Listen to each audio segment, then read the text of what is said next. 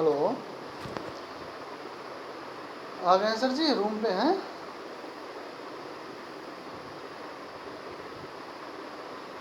कितना ज़्यादा? 7 साढ़े 7 तक हो जाएगा।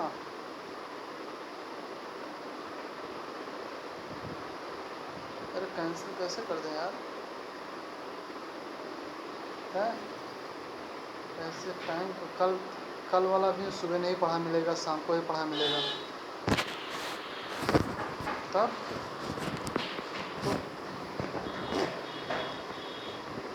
तो कल हम यहाँ रहेंगे कहाँ? हम वहीं रहेंगे ना रात में।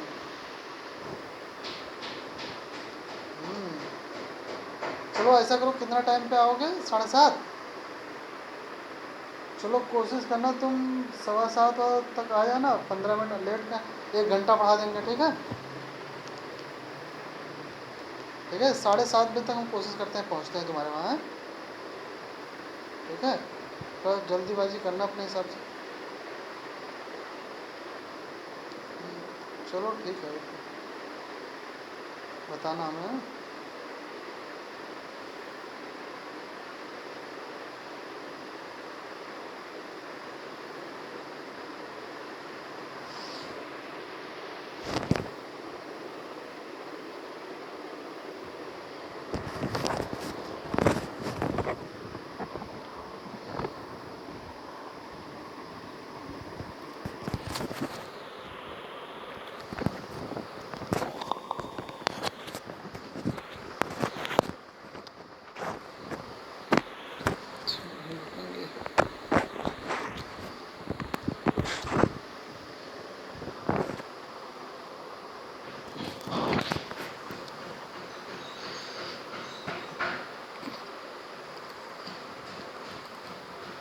तो हम सबसे पहले लेंथेनाइट के इलेक्ट्रॉनिक कॉन्फ़िगरेशन के बारे में बात करेंगे, उसके बाद एक्टिनाइट के क्या एक्सेप्शन होता है उसको साथ में बात करते चलेंगे।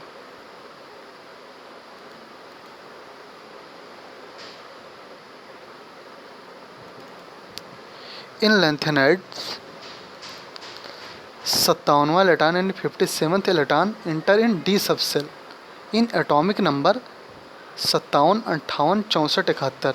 57, 58, 64, 71 एटॉमिक नंबर में जो 57वां इलेक्ट्रॉन होगा वो किस में जाएगा? डी सबसेल में जाएगा। कैसे जाएगा उसको हम देख ले रहे हैं कुछ इलेक्ट्रॉनिक कॉन्फ़िगरेशन करके। याद रखना है 57, 58, 64, 71।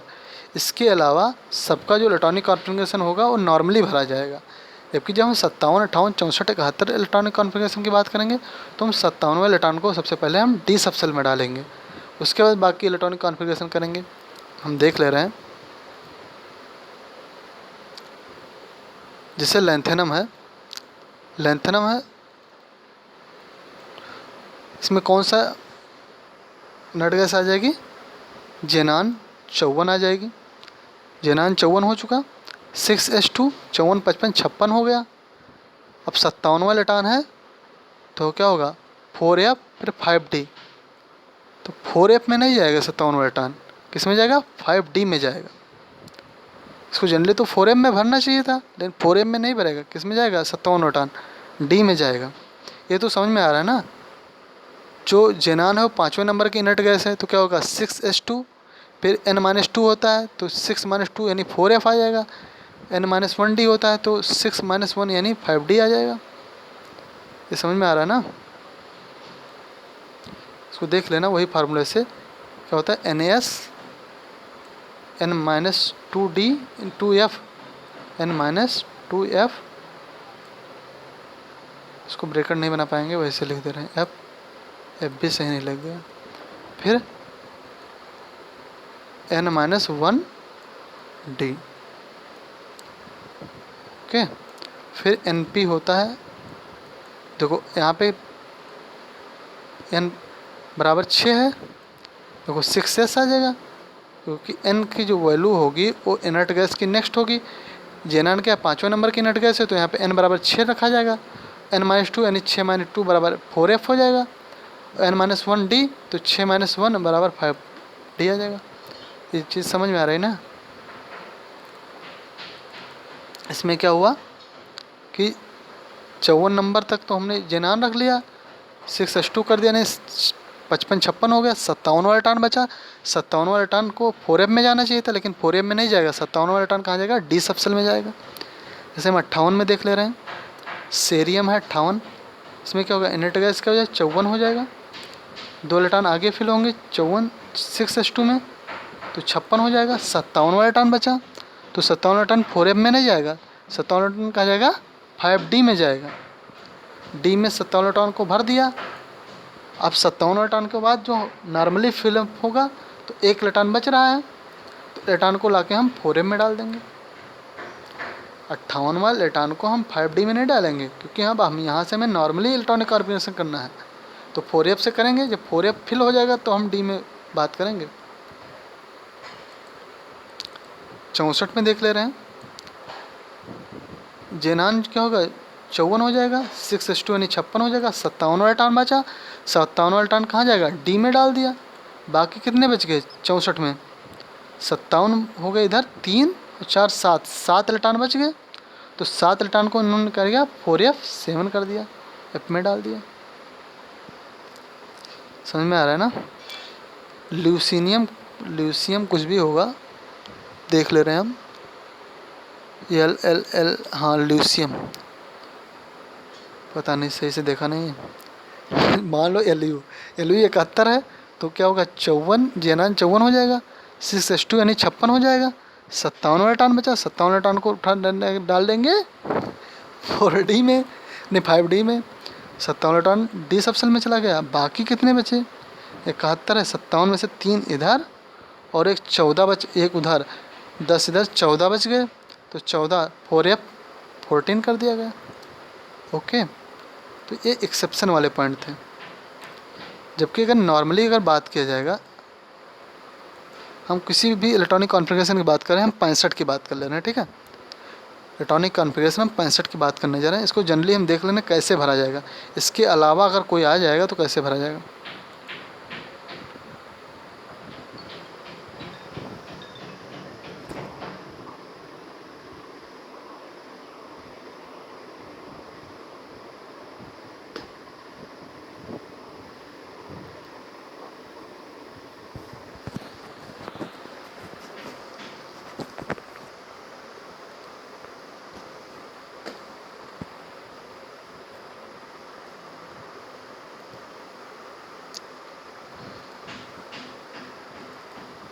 अगर मान के चलो कि इलेक्ट्रॉनिक कॉन्फ़िगरेशन क्या है? 65 है, ठीक है। तो क्या हो जाएगा? जेनान 54 हो जाएगी। समझ लो यहाँ पे 54 हम लिख दे रहे हैं, इसके नीचे लिखा है मान लो। अब क्या आ जाएगा? 6s2 आ जाएगा, 6s वैसे लिख रहे हैं, 6s 4f और 5d।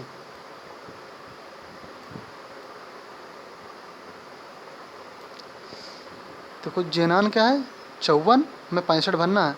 जेनान क्या होगा? 54 हो गया, 2 इसमें हो गया, क्या होगा? 56 हो गया। बाकी कितना बच रहा है? 56 हो गया। फिर 57 58, 3 इधर और 5 उधर, 8 बच रहा है। तो अब की बार डी में कोई इलेक्ट्रॉन नहीं जाएगा, क्योंकि एक्सेप्शन क्या है? 57 58 64 71, तो डी में कोई इलेक्ट्रॉन नहीं जाएगा। सीधे जितने इलेक्ट्रॉन बचे हैं 8 इलेक्ट्रॉन, वो 8 इलेक्ट्रॉन सीधे एफ में चले जाएंगे। अगर यहीं पे अगर 64 वाला होता, तो 64 वाले में क्या होता था? देख लो आप, जेनान 54 हो जाता था, जेनान 54,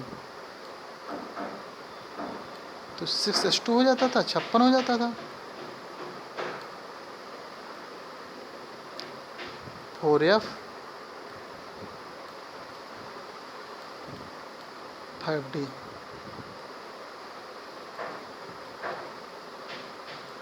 तो 6s2 जब भरते तो 56 हो जाता, तो 57 वाला टर्न पहले डी में जाता था 1 इलेक्ट्रॉन, उसके बाद जो इलेक्ट्रॉन बचता था उसको एफ में डालते थे।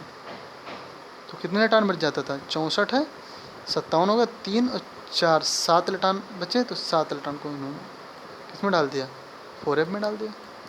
लेकिन जबकि 65 में क्या होगा, सारे आठों इलेक्ट्रॉन किस में चले गए, 4f में चले गए, डी में नहीं गया, क्योंकि 65 वाला एक्सेप्शन नहीं है।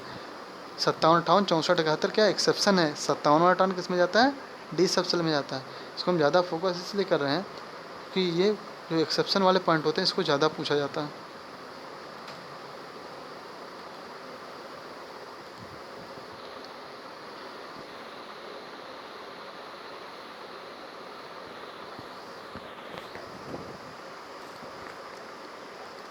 अब हम बात करें एक्टिनाइड के इलेक्ट्रॉनिक कॉन्फ़िगरेशन के बारे में।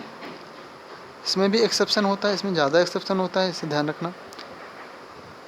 इन एक्टिनाइड 89वां electron enter in the d subshell in atomic number 89, 90, 91, 92, 93। 5 तो सीधे हैं, 89, 90, 91, 92, 93। फिर बीच में 96, 97। उसके बाद 103। यानी इसमें एक्सेप्शन कितने हैं, 5, 3, 8 एक्सेप्शन हैं। 89, 90, 91, 92, 93, 96, 97, 103। इसमें क्या होते हैं कि 89वां इलेक्ट्रॉन जो होता है वो डी सबसेल में एंटर करता है, उसके बाद बाकी सब फिलअप होता है, जिसे हम देख ले रहे हैं कुछ का।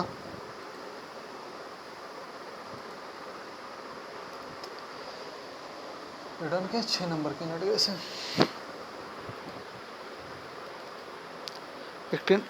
एक्टिनियम है 89, 89 है तो रेडॉन क्या है 86 होता है। और 6 नंबर की यूनिट गैस है तो कहाँ से स्टार्ट होगा, 7s2 से स्टार्ट होगा। 2 घटा दो तो 5f आ जाएगा, 1 घटा दो तो 6d आ जाएगा। ये चीज़ें समझ में आनी चाहिए। अब इलेक्ट्रॉन का हम फिलअप करने जा रहे हैं। रेडॉन में क्या होगा, 86 इलेक्ट्रॉन हो गए, फिर 2 हो गए 4s2 में, 6, 87, 88 हो गए। बाकी बचा 89वां इलेक्ट्रॉन। 89वां इलेक्ट्रॉन कहाँ जाएगा, 89 में डी सब सेल में चला गया, यानी एफ यहाँ पे खाली ही रहेगा। जैसे थोरियम है 90 होता है, रेडॉन क्या है 86 है, और 7s2 यानी 87, 88 हो गया। अब बाकी बचा 89वां इलेक्ट्रॉन कहाँ चला जाएगा, डी सब सेल में चला जाएगा। एक इलेक्ट्रॉन बच गया जिसे हम 4f में डाल दिए। 96 में क्या होगा, रेडॉन 86 हो जाएगा, 7s2 यानी 87, 88 हो जाएगा।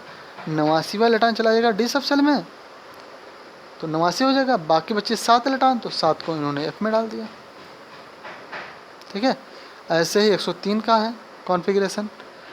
इससे मान लो अगर कोई इलेक्ट्रॉनिक कॉन्फ़िगरेशन आ गया 95 का, जो एक्सेप्शन नहीं है, उसको कैसे भरा जाएगा, उसको हम देख ले रहे हैं। इसे देखो, हम इसी में देख ले रहे हैं, बाद में लिखना कोई बात। तो 96 है, इसको मान लो 95 है, तो उसमें कैसे बनेंगे, रेडॉन 86 हो जाएगा, 7s2 हो जाएगा, तो क्या होगा 88 हो जाएगा, 87, 88। अब भाई 89वां इलेक्ट्रॉन डी में जाएगा नहीं, तो 88 के बाद कितना बचेगा, 2 इधर और 5 उधर, यानी 7 इलेक्ट्रॉन बच गए। 7 एफ में चले जाएंगे, जबकि डी में कोई इलेक्ट्रॉन नहीं फिल होगा। फिर ना समझ में आए तो फिर से हम देख ले रहे हैं। इससे 7s2 हो जाएगा, रेडॉन क्या हो जाएगा 86, 95 की हम बात कर रहे हैं, रेडॉन 86 हो जाएगा, 7s2 हो जाएगा, क्या होगा 88 हो जाएगा, 88 हो जाएगा। बाकी बचे कितने, 7 इलेक्ट्रॉन, तो 7 के 7 इलेक्ट्रॉन 5f में चले जाएंगे, और डी वाला क्या होगा, खाली रह जाएगा, यानी 6d क्या होगा, खाली ही रह जाएगा। समझ में आ रहा है ना। कि जो एक्सेप्शन है उसका हम कैसे इलेक्ट्रॉनिक कॉन्फ़िगरेशन करेंगे, और जो एक्सेप्शन नहीं है उनका इलेक्ट्रॉनिक कॉन्फ़िगरेशन कैसे करेंगे। एक पॉइंट यहाँ है, maximum oxidation number shown in the actinides. 95 वाला सबसे अच्छा क्या नाम मैक्सिमम ऑक्सीडेशन नंबर शो करता है, लगभग शायद 8 करता है।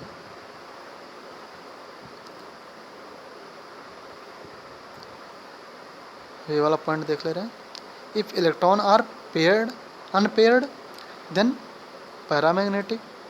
अगर इलेक्ट्रॉन क्या है, अनपेयर्ड है तो क्या होगा, पैरामैग्नेटिक। अगर इलेक्ट्रॉन पेयर्ड है तो डायामैग्नेटिक होगा। यहाँ पे अनपेयर्ड की केस बताएंगे, क्योंकि यहाँ पे ये पैरामैग्नेटिज्म निकालने जा रहे हैं।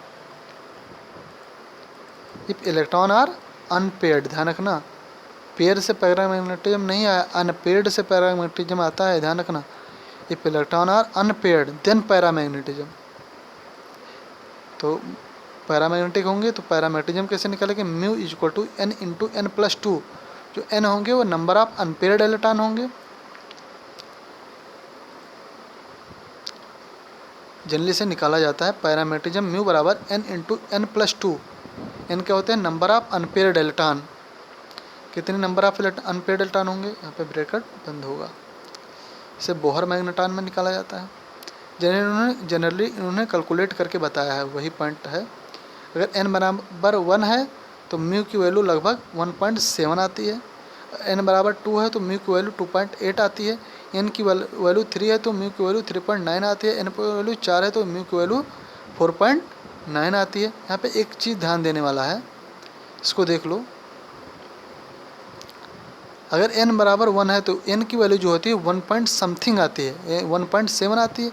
अगर n की वैल्यू 2 है तो यहाँ पे म्यू की वैल्यू जो होती है 2.8 आती है, यानी 2 पॉइंट समथिंग आती है। n की वैल्यू अगर 3 है तो म्यू की वैल्यू 3 पॉइंट समथिंग आती है, यानी 3.9 आती है। अगर n की वैल्यू 4 है तो यहाँ पे n की वैल्यू 4.9 आती है, यानी 4 पॉइंट समथिंग आती है। तो कभी कभी ऐसा भी देता है कि म्यू की वैल्यू जो है वो 10.5 है, मान लो, होता नहीं है वैसे हम बता रहे हैं। 10.5 है तो n की वैल्यू बता दो, तो भाई 10 पॉइंट समथिंग है तो यानी n की वैल्यू क्या हो जाएगी, 10 हो जाएगी। ठीक है, जो कंप्लीट नंबर होता है वही n की वैल्यू होती है लगभग जनरली। एक क्वेश्चन ऐसा था इसलिए हमने बताया, जैसे यहाँ पे कह दिया कि म्यू की वैल्यू 1.7 है तो n की वैल्यू बता दो तो 1 हो जाएगी। तुम्हें पता है कि वैल्यू 1, n की वैल्यू 1 होगी तभी म्यू की वैल्यू 1.7 होगी।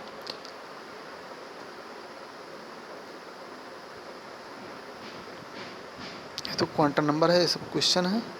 अब हमें लास्ट टॉपिक पढ़ना है, पोजीशन।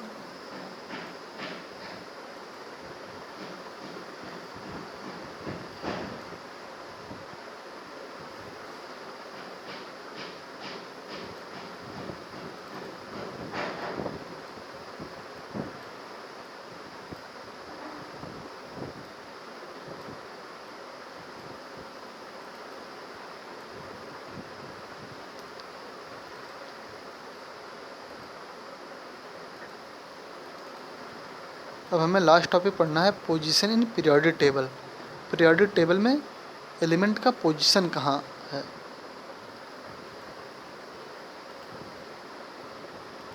ये लगभग 5 मिनट का वीडियो है, इसको हम अगले वीडियो में बात कर ले रहे हैं, ठीक है।